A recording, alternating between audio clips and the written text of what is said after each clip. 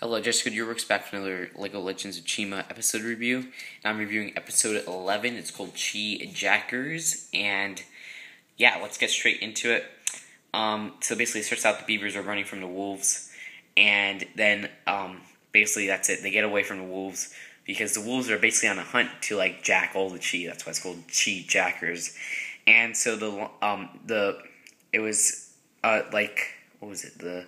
Which tribe was it? I think the rhinos, they go to the lions, and they say that basically the lions, they canceled the big event because this is like a straight follow-up from last episode, and they canceled the big event because last episode, there's all this chaos with the race. So what they're going to do is just distribute the chi just by, people going there individually, individual tribes.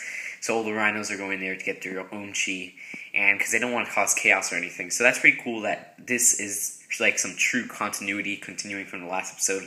You don't really see that much in this series. Of course, there is some, they all follow the first episode and stuff like that, but I don't like it when they have those random fillers, which is half of the whole series that we've gotten so far. Excuse me. So, the wolves, basically, they're stealing all the chi. Wait, oh, shoot. Yeah, okay. So the wolves are stealing all the chi, and then it cuts to Cruller and Cragger, and basically, Cragger gets a little mad at Cruller. They get into a little banter, and Cragger throws Cruller out, and basically she's kind of banished outside. That's really the last you see of the crocodiles for the rest of the episode. There might be one flash or cut back to that, but they're not really the prominent part of the episode, which is pretty cool because it's nice to see a change up in villains. I know they did this with the 100-Year Moon, but I think the crocodiles, this is the episode with the least crocodile role in it, and so it's nice to see a nice change up. So it's good to have a change up. And so the rhinos are just portrayed as so very, very stupid. They get tricked. The wolves trick them into falling into a hole because they say that there's an invisible bridge. That's a huge problem that I have with the series, is that all the tribes are basically stupid. I mean, even the eagles sometimes make stupid things, but they're probably the smartest out of them all. The lions are sometimes stupid. For example, they didn't really protect their little chi place because all the wolves kind of barged in, and so they probably should have been protecting it, especially since the wolves are on the run. They said that basically, the wolves must be skilled because they got into there, but it's why didn't you protect it if you knew they were jacking all the chi, and your place basically houses all the chi? So it's all the tribes are stupid, and some are portrayed as real stupid, like the rhinos, who just fall into a hole because they're tricked to thinking that there's an invisible bridge or stuff like that. And then they get tricked again in the hole that the wolf said, oh, if you keep on jumping, you'll break the invisible bridge again. So they're like, oh, we keep on jumping and we're breaking it. So basically, it's so stupid. I hate it when they do that. And so, but it was just a minor part. So whatever, I'll look past that. But yeah, rhinos, they're stupid now. And that goes along with the gorillas, who are sometimes portrayed as stupid and mellow. And later in this episode, the bears, who are stupid. So yeah, and the wolves, they invade the lion temple, like I said, because they break in and stuff, and they do it successfully. They steal a lot of chi, and Legravis and Lennox, they try stopping the wolves, but they're too late. They start chasing the wolves when they're outside. Why don't they corner them inside? But I know they probably would get out overpowered, so they're kind of screwed anyways. So maybe they should have locked them in and put all the lion tribe outside, because when they were stealing the chi, there wasn't really that much lion members. And so that's the thing, why wasn't there any lions protecting it if the wolves are on the run? And so the lions getting attacked due to missing the chi, world chi. Okay, so the lions basically get attacked, and they need chi because the lions are basically kind of not that powerful without the chi. And so the world of chi is out of balance. There's earthquakes because the wolves keep on using a lot of chi.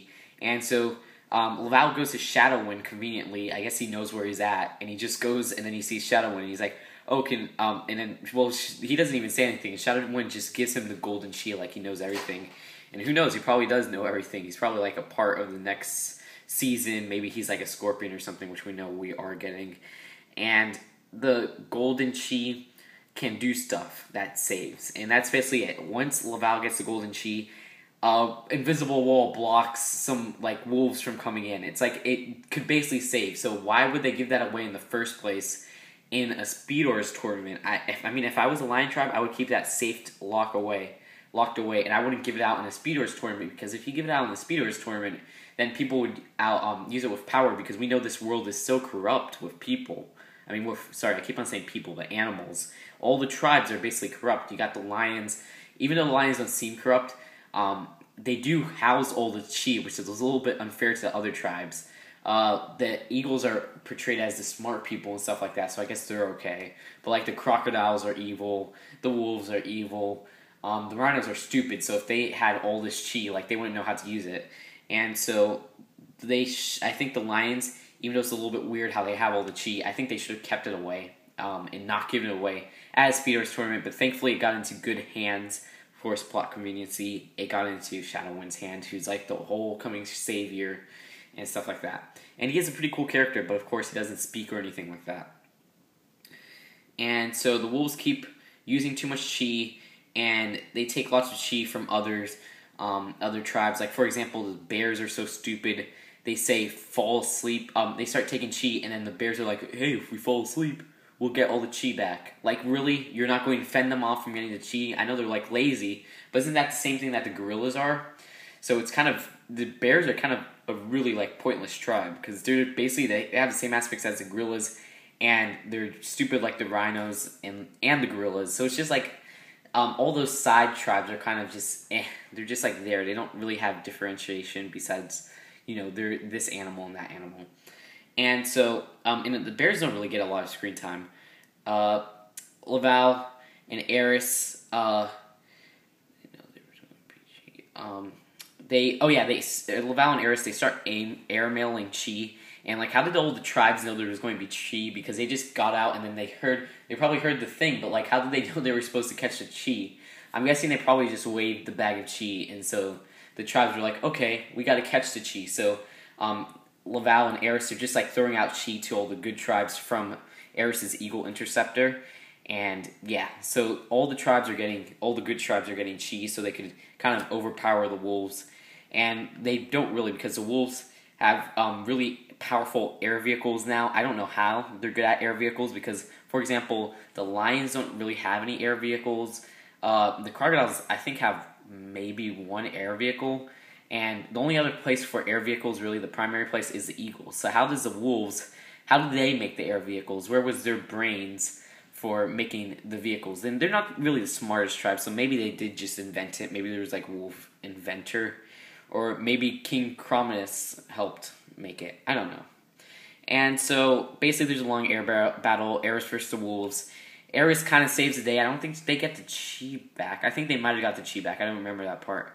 And basically Windra almost dies. Basically in the whole series, nobody ever dies. So Windra almost dies. She faints basically for a second, and then they're like, Windra, I'm going to miss you. And then she wakes up, and then they're like, oh, Windra's awake.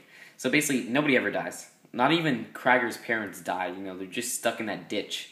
And that really is a problem with the series, because if nobody dies, there's not really any threat or anything like that.